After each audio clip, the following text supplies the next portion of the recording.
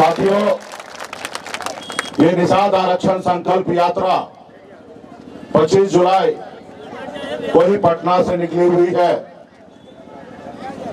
अपने समाज का हक अधिकार दिलाने के लिए, मान सम्मान अधिकार दिलाने के लिए, और एक नारा लेके निकला हुआ है कि आरक्षण नहीं तो गठबंधन नहीं, और गठबंधन नहीं तो वोट नहीं, और वोट नहीं तो दिल्ली की सरकार नहीं। और इसके लिए हम लोग लड़ाई लड़ रहे हैं।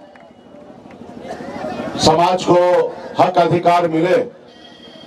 हमारी लड़ाई है कि जब निषाद समाज को बिलदार, नुनिया, मला, निषाद के सभी उपजाति को जब अगर बंगाल में आरक्षण मिल रहा है तो बिहार या उत्तर प्रदेश में क्यों नहीं? जब दिल्ली में निषाद समाज को आरक्षण मिल रहा है तो बिहार और उत्तर प्रदेश, झारखंड में क्यों नहीं? तो इसलिए साथियों, जब देश एक है, देश को चलाने वाला मुखिया माननीय प्रधानमंत्री नरेंद्र मोदी जी एक ही हैं, जब गृह मंत्री एक हैं, तो फिर हमारे साथ भेदभाव क्यों हो रहा है? तो इसलिए हम लोग लड़ाई लड़ रहे हैं। इस लड़ाई को लड़ते लड़ते बिहार से निकलकर उत्तर प्रदेश पहुंचे हैं साथियों। और यहाँ पे बड़े संख्या में युवा साथी, माता बहन, सभी लोग आप लोगों ने स्वागत करने के लिए यहाँ पे उपस्थित हुए हैं साथियों। तो साथियों, बिहार से मैं आपके बीच में एक संदेश लेके आया हूं कि इस आजाद भारत में अगर सर उठा के जीना है, मान सम्मान अधिकार के साथ जीना है, अगर चाहते हैं बेहतर जिंदगी जीना, तो आपको दो काम करना पड़ेगा।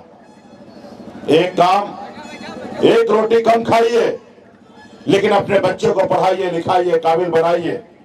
जब तक आपका समाज शिक्षित नहीं होगा तब तक आपका समाज आगे नहीं बढ़ेगा। इसलिए अपने बच्चे को पढ़ाइए, लिखाइए, और दूसरा, अपने अधिकार के लिए लड़ाई लड़िए।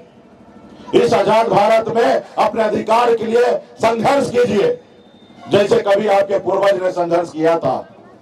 देश को आजादी दिलाने के लिए आपके पूर्वज ने लड़ाई लड़ा, 250 साल लड़ाई लड़ा अंग्रेज से, तब जाके देश आजाद हुआ।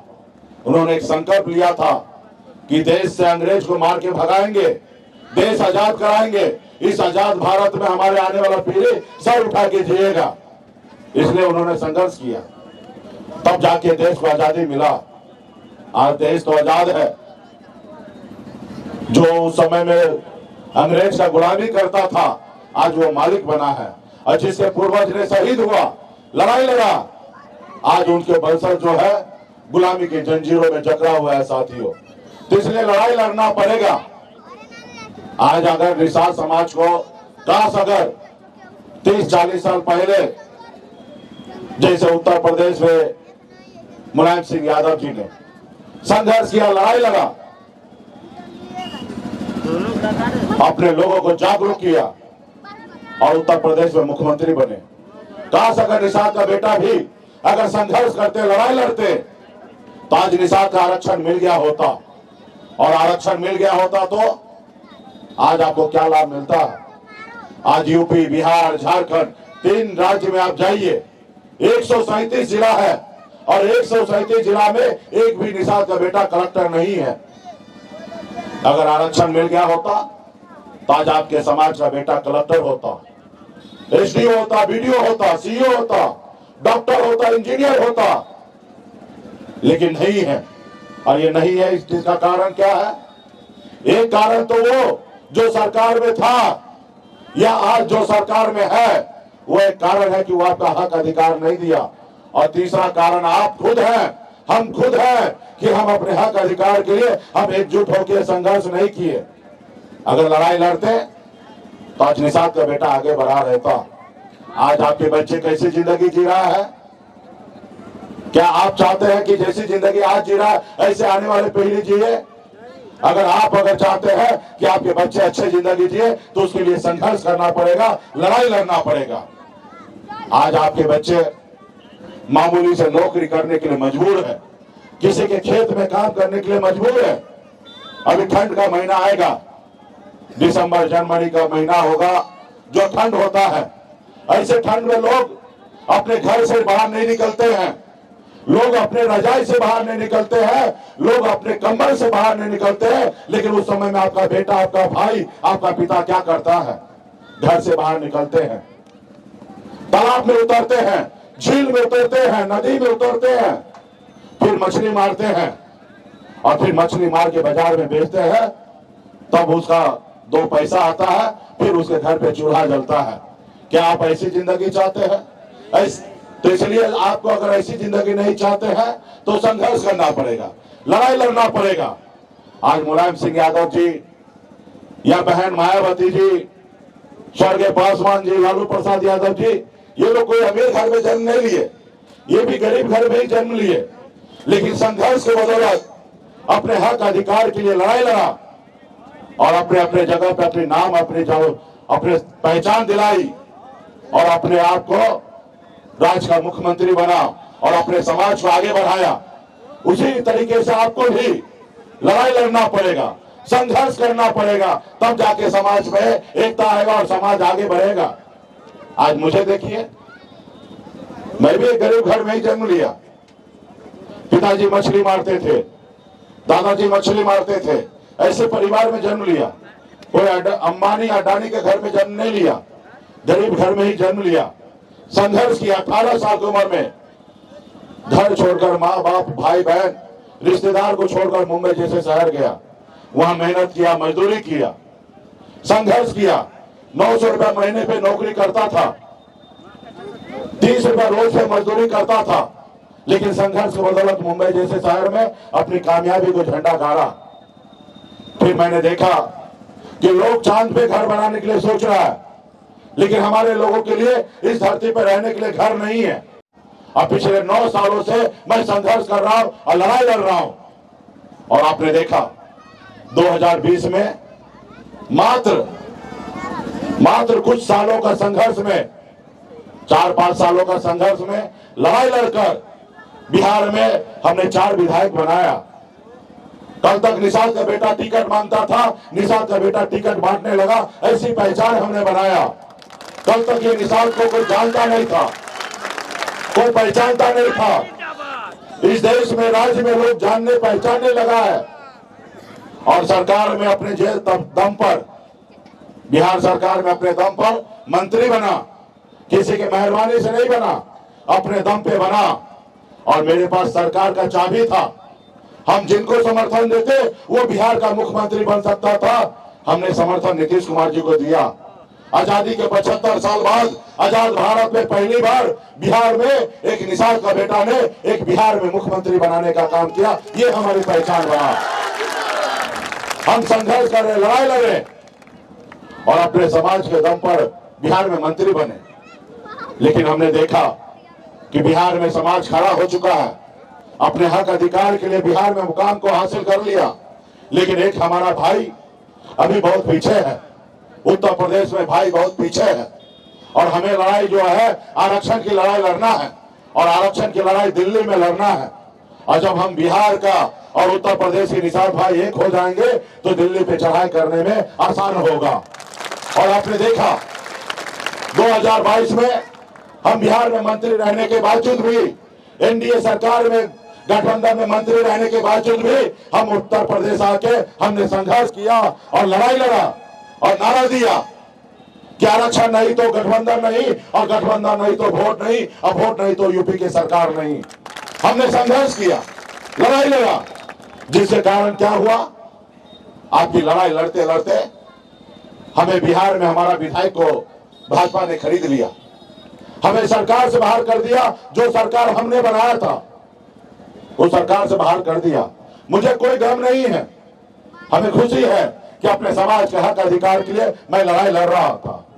मुझे कोई जरूरी नहीं था कि आपके लिए भी उत्तर प्रदेश आए और आपके हक अधिकार के लिए लड़ाई लड़े, लेकिन मैंने आपका अपना भाई, आपका अपना परिवार मानकर मैं बिहार से संघर्ष करने के लिए, लड़ाई लड़ने के लिए आया, और आज भी लड़ाई लड़ने के लिए आया हूं।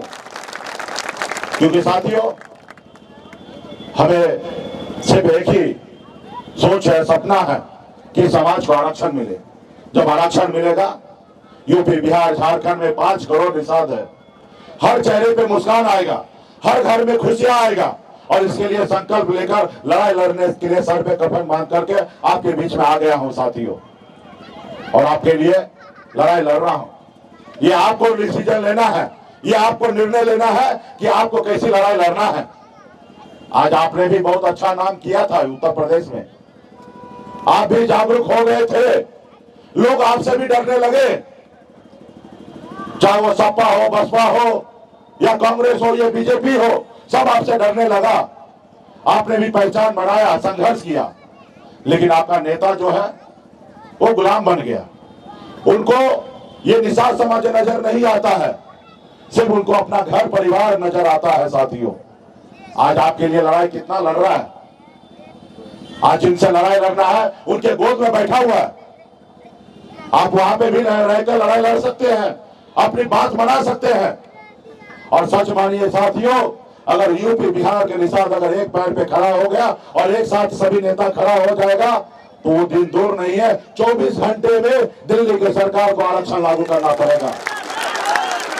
अगर आपका कोई दुश्मन है, अगर आज कोई रोक रहा है तो आपका भाई और आपका बेटा और आपका नेता ही आज आपको रोक रहा है। साथियों, आज हमने आया ना, हम एनडीए सरकार में रहने के बाद, मंत्री रहने के बाद भी हम उत्तर प्रदेश में योगी जी को चैलेंज हमने किया था, लड़ाई लड़ा था और सिर्फ आरक्षण के मुद्दे पे लड़ाई लड़ा था। मेरी उनसे कोई निजी लड़ाई नहीं है, मेरे गांव में आके मेरे जमीन में घर नहीं बना लिए योगी जी। मैं अपने अधिकार के लिए लड़ाई लड़ा था कि जब संविधान में जब हम निषाद बिन बेलदार नोनिया मला को जब आरक्षण मिला है तो हमें क्यों नहीं लागू हो रहा है, और इसके लिए लड़ाई लड़ रहा था। वो दुश्मन बहुत मजबूत है, ताकतवर है, उनको जो निर्णय लेना था उन्होंने लिया। हमारे विधायक को खरीद लिया, हमारे सरकार से हमें बाहर कर दिया, लेकिन मेरे पास हौसला है, शक्ति है, ताकत है। पहले राजा के घर में बच्चा जन्म लेता था तो राजा बनता था, लेकिन जब बाबा साहब भीमराव अंबेडकर ने संविधान बनाया, आजादी के बाद हमें लोकतंत्र दिया, और उस लोकतंत्र में बताया जब राजा का बेटा राजा नहीं बनेगा, एक गरीब मजदूर का बेटा, एक किसान का बेटा, एक निषाद मल्ला का बेटा भी अपने वोट के दम पर राजा बनेगा। तो इसके लिए हम लड़ाई लड़ रहे हैं। सिर्फ वोट तो हमारे पास है, सिर्फ समाज को जागरूक करने की आवश्यकता है। जैसे कभी काशीराम जी ने जागरूक किया और 4 बार दलित की बेटी भी मुख्यमंत्री बनी।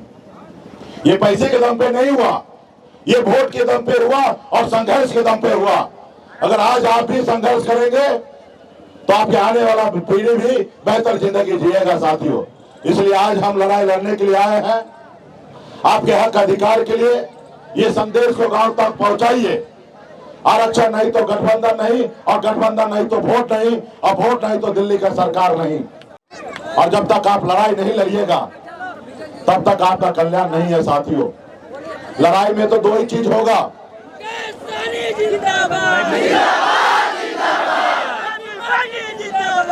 चलिए भगवान भी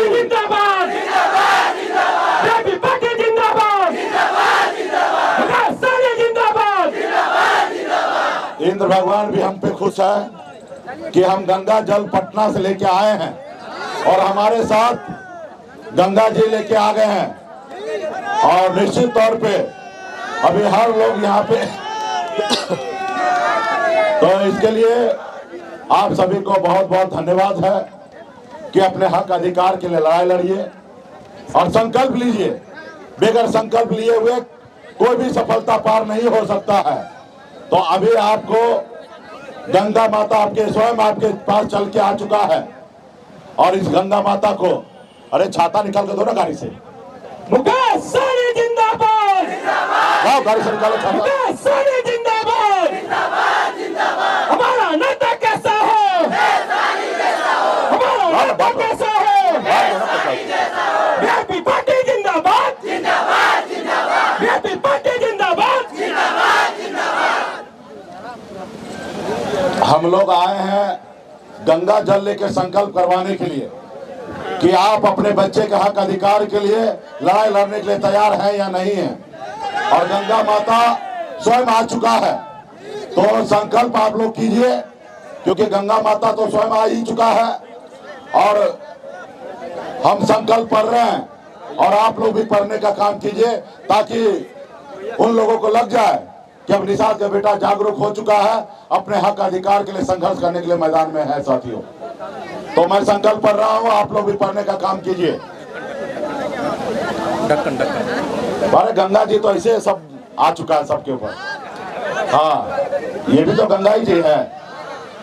मैं प्रभु श्री राम, भगवान गोराज निषाद, भगवान वेद व्यास, भगवान महर्षि कश्यप, कोयला वीर बाबा, काशीदास बाबा, वीर एकलव्य, अमर शहीद जुब्बा सैनी, वीरांगना फूलन देवी, और अपने पूर्वज को साक्षी मानकर हाथ में गंगा जल लेकर संकल्प करता हूँ कि अपने समाज और अपने आने वाले पीढ़ी के लिए हर परिस्थिति में संघर्ष करूंगा और अपनी विकासशील इंसान पार्टी के साथ रहूंगा। पार्टी जो निर्णय लेगी हम उस निर्णय के साथ रहेंगे। हम संकल्प लेते हैं एक रोटी कम खाएंगे, लेकिन अपने बच्चे को पढ़ाएंगे लिखाएंगे। जय निषाद राज, जय वीआईपी, जय उत्तर प्रदेश। चलिए बहुत बहुत धन्यवाद। और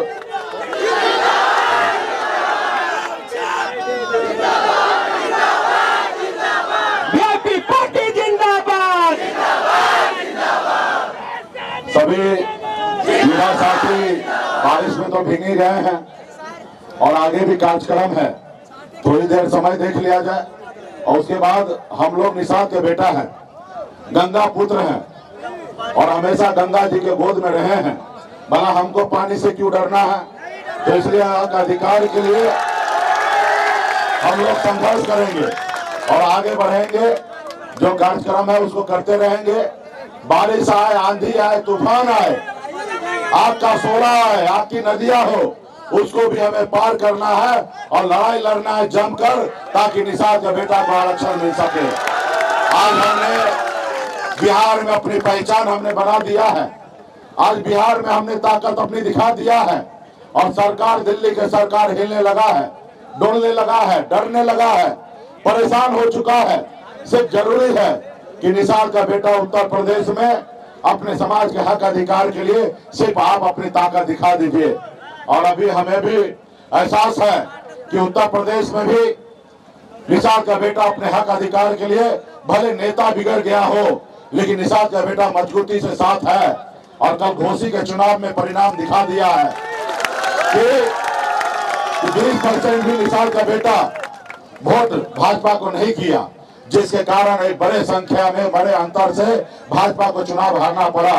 और ये सिद्ध हो चुका है और भाजपा का नेता भी मानने लगा है कि यहाँ पे सबसे बड़ा मुद्दा जो था आरक्षण नहीं तो वोट नहीं का नारा था, और जिसके कारण हम हारे हैं।